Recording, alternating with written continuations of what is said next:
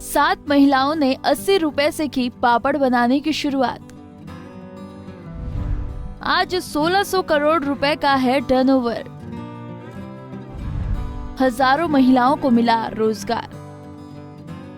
90 का दशक यानी वो दौर जब ज्यादातर लोगों के घरों में ब्लैक एंड व्हाइट टेलीविजन हुआ करते थे। तब फिल्में या किसी धारावाहिक के बीच एक साधारण लेकिन अपनी ओर आकर्षित करने वाला विज्ञापन आता था। कुर्रम कुर्रम के जिंगल वाला ये विज्ञापन था लिज्जत पापड़ का। बहुत सारे लोगों को अब ये भी जिंगल बखूबी याद होगा। गुजराती में लिज्जत का मतलब होता है स्वाद। लिज्जत पापड़ एक संगठन है जिसके द्वारा पापड़ से लेकर मसालों तक विभिन्न उत्पादों का निर्माण किया जाता है। ये महिलाओं का समर्थन करने वाली भारत की सबसे पुरानी सहकारी समितियों में से एक है। खबरों की माने तो लिज्जत पापड़ की कहानी इतनी दिलचस्प है कि फिल्म निर्माता आशुतोष ग्वारिकर ने तो इस पर फिल्म बनाने का फैसला किया है। इसमें लीड रोल कियारा निभाएंगी। ये कहानी एक प्रेरणादायक महिला के बारे में होगी जिसने लिज्जत पापड़ को बनाने की शुरुआत की। साथ ही दिखाया जाएगा कि कैसे महिलाओं के ग्रुप ने घर चलाने के लिए एक छोटे से बिजनेस को शुरू किया था और फिर इसे बड़े मुकाम पर ले गयी। आज हम आपको इस लिज्जत पापड़ की शुरुआत के बारे में बताएंगे। कहानी की शुरुआत होती है साल 1950 से, जब दक्षिण मुंबई में 7 गुजराती महिलाओं ने पापड़ बनाने का काम शुरू किया।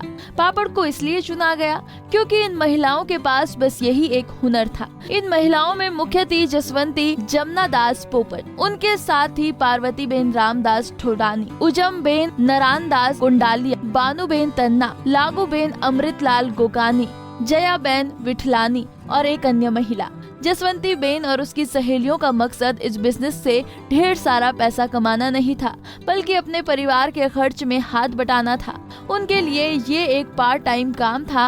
उन्हें शुरुआत में कई मुश्किलों का सामना भी करना पड़ा। दरअसल घर में पापड़ बनाना तो आसान था, लेकिन इसे कारोबार की शक्ल देना मुश्किल। बहुत समस्या तो इसे चलाने के लिए जरूरी पैसों की थी।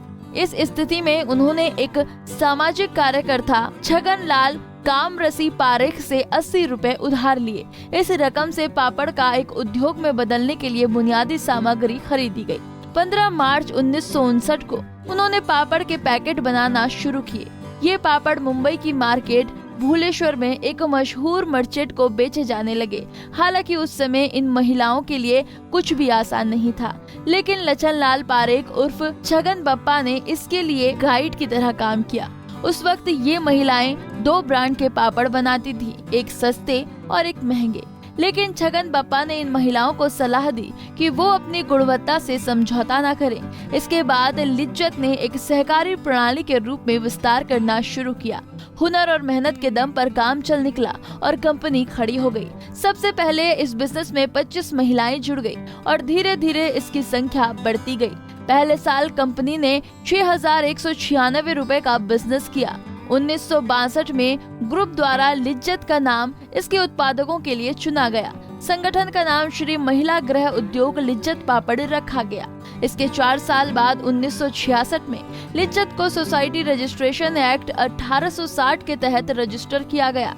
अपने पापड़ से सफलता का स्वाद चखने के बाद लिज्जत के अन्य उत्पादकों जैसे खाकरा, मसाला, गेहूं आटा और बेकरी उत्पादकों का उत्पादन शुरू किया गया। इसके अलावा लिज्जत ने आटा मिलों, पॉलीप्रोपलाइन पैकिंग डिवीजन की भी स्थापना की।